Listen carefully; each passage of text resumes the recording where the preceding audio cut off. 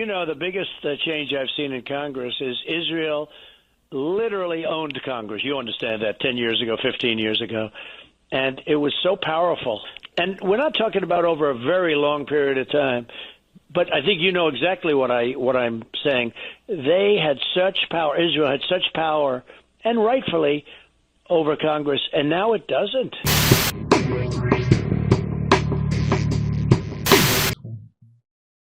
We got more Charlie Kirk news coming your way. Elizabeth Lane is with us. She's an investigative journalist and COO of Unified TV.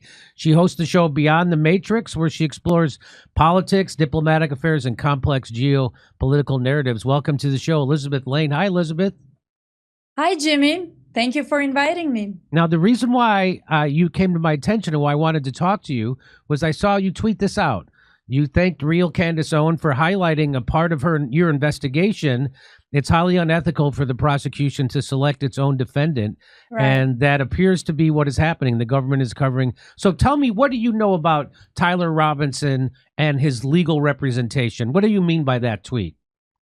Yes, so it's let me start from the beginning. When this whole thing happened, how do I investigate my cases is very complex. So I look at what's real and what's noise at first, and all this video evidence and all this stuff that people are talking about. Okay, so I have to filter from, the real thing from the noise. And I realized that the only person that could give me real answers right now is Tyler Robinson. So how do I get to Tyler Robinson? Well, if I write a letter that I need to, see him in prison, as a journalist, no one's going to allow me to even go, centimeters closer to the gate. So I realized that the best way I can get to him is through a lawyer. So I decided, why don't I get this guy a pro bono lawyer? And I went down to different firms in Utah, asking them to represent Tyler Robinson for free as a pro bono case. And this is where lawyers in Utah told me that, hey, so we are more than happy to do so. And these are average lawyers, your average firms, not the most popular ones in Utah. So they were like, we're very happy to do that for you, Elizabeth. The only problem is we don't have the qualification to do so. We can help you find somebody who does, but we cannot represent him. And then they said something very interesting. Guy named Scordis, who's, by the way, I think there was a mistake made on Candace's part. She said the prosecutor on the case. Scordis is not the prosecutor on the case. Scordis was running as a prosecutor of the state. So as an attorney general, which is a different case, but it's still very unethical for a person who's running as an attorney general in the state to, look for a lawyer for Tyler Robinson, who's a defendant. Wait, can I just clarify? I need you to clarify what you're saying. So the attorney general in Utah, and what's that person's name? Scordis. How do you spell that? I don't remember the spelling, but Greg, you can look it up. Greg Scordis. Is it sound like Scordis? Scordis? Is that what you're saying? Yes, I believe so. Yes. Okay, and so this person is the Attorney General of Utah. Yes. He's running. He was running for an attorney general position. Oh, so he's in a campaign. Yes. He's in a political campaign to become but what is his job right now? So right now, it's very funny. He has a show. He leads a talk show that I never listened to, but a lawyer in Utah told me that when this whole thing happened, he was the guy who announced in his show that he doesn't believe, and again, this is what the lawyers told me in Utah, he doesn't believe that Tyler Robinson did any of this. And then when I'm trying to find Tyler Robinson a lawyer, I get shut down because the same lawyers tell me that, well, you can't look for a lawyer because Scordis is already on this case and looking for a lawyer. So that was really weird for me and kind of unexplained. Okay, so he can look for a lawyer, but so can I. Like, what stops me from doing the same? By law, I can do that too. It is up to parents and Tyler Robinson himself, because he's, an adult, to pick which lawyer he wants to go with. So how does this guy who's running for attorney general, is he also a lawyer? His name is Greg Scordis, Skordas. So does he have some kind of government position right now or no? Well, right now, I'm not sure if he holds any governmental position. We should probably check. I don't know. But what I know is that he had on his website that he was running as an attorney general. Okay. So when I checked in with lawyers, because I don't practice law in Utah or in the state, so I checked in with them and they said, well, Elizabeth, like from starters, that's very unethical. So that's where like this whole thing about the lawyer kind of got to me, and I started trying to reach out to these people, like the highest, paid firms in Utah. And not only they got really mad at me that I was doing that one of them actually hung up the phone. Like I was talking to him and I'm like, hey, I actually have a lawyer from New York who's willing to represent Tyler Robinson. And he's one of the best lawyers in the country, not just in New York, in the country, and worked on high profile cases when it gets to death row. And they screamed on the phone and hung up on me. So I was like, okay.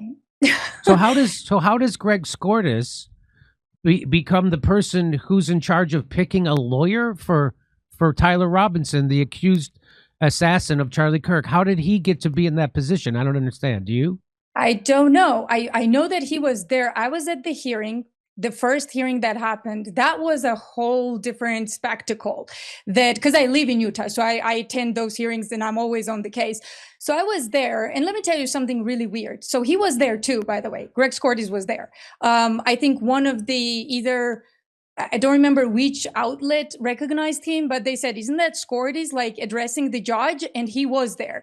So I'm sitting in the first row. The whole thing about this hearing was just a clown show. So in the beginning, I thought that this is a high profile case. I'm going to get there early because I don't know what's going to happen, right? There might be too many people. I want the good seats. I want to know what's going on. And it was only like maybe less than 20 journalists altogether. And this is like Charlie Kirk we're talking about. So that was really strange for me. Then they let us in. They warned us that we can't have any electronics, any phone or anything. Like it has to be in our pockets or we would be dismissed. And 15 minutes into the hearing, they went to recess. Wow. Yes. 15 minutes. I was like, okay, so we've been here maybe like 15 minutes and you're already going to recess. And what's worse than that is that they told us, well, you can't come back anymore. So you're out. Adios, journalists. Like you go do your thing. I'm like, what's going on here? So that was really weird to me. And then, it just, all the other thing that happened that I can talk about. But I also wrote an email to Nestor, which is a current lawyer of Tyler Robinson. I was like, well, maybe she doesn't know. Maybe she hasn't heard about me, like that I've got this lawyer, for pro bono case. So I wrote her an email detailing that I have a lawyer who's willing to help her out for free, who's much more experienced than she is. And I've got no answer back. So I still don't understand what Greg Skordas has to do with this. So he has a lawyer. So Tyler Robinson has a lawyer that you've been in contact with. And what's that lawyer's name? So I think you might mess up the time periods. Back then, he didn't have a lawyer. Okay.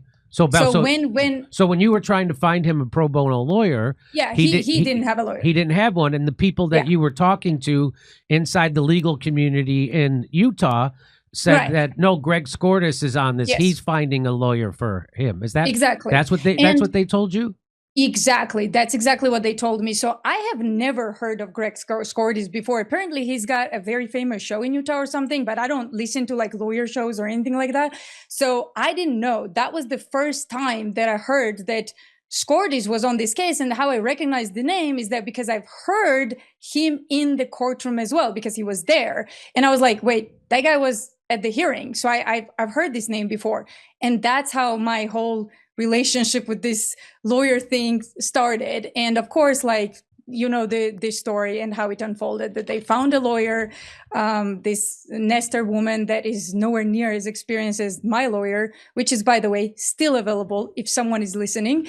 But no answer. Nobody got back to me. So you contacted his current lawyer, Nestor, said, yes, hey, I have this amazing lawyer willing to work pro bono, and you haven't heard back.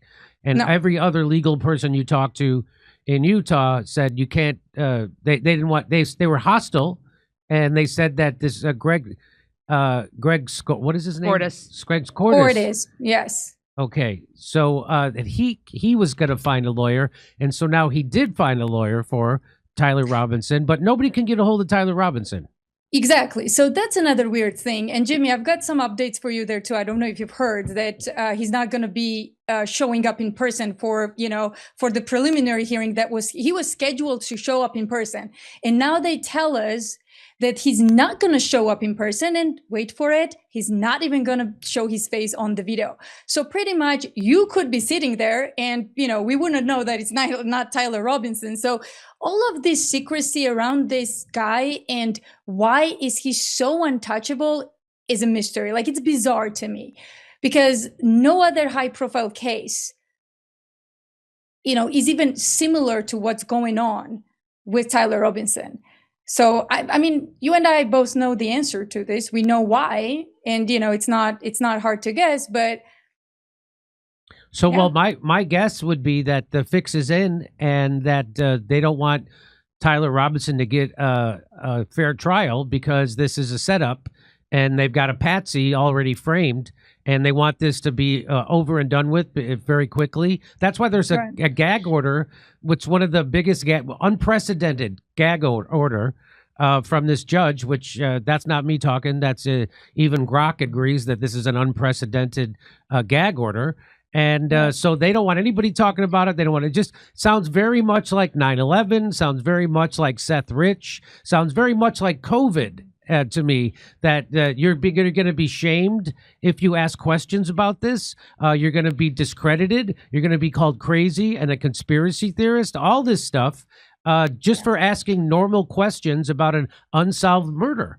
And a murder that we all saw happen, and nothing that the establishment says makes sense about it. Nothing whatsoever. And now this is quite a piece of information that you set up a great lawyer for this guy. Not only could you not get in touch with Tyler Robinson, but people who could hung up on you. And his current lawyer, which is nowhere near the prestige of the lawyer you have offered, won't even return your email about this. So it's all very, as we say, another weird thing that's surrounding this case. It's another very peculiar thing that doesn't pass the smell test. And, lots of people are saying there's no way that guy's going to get a fair trial. And this kind of proves it. Does it prove it to you?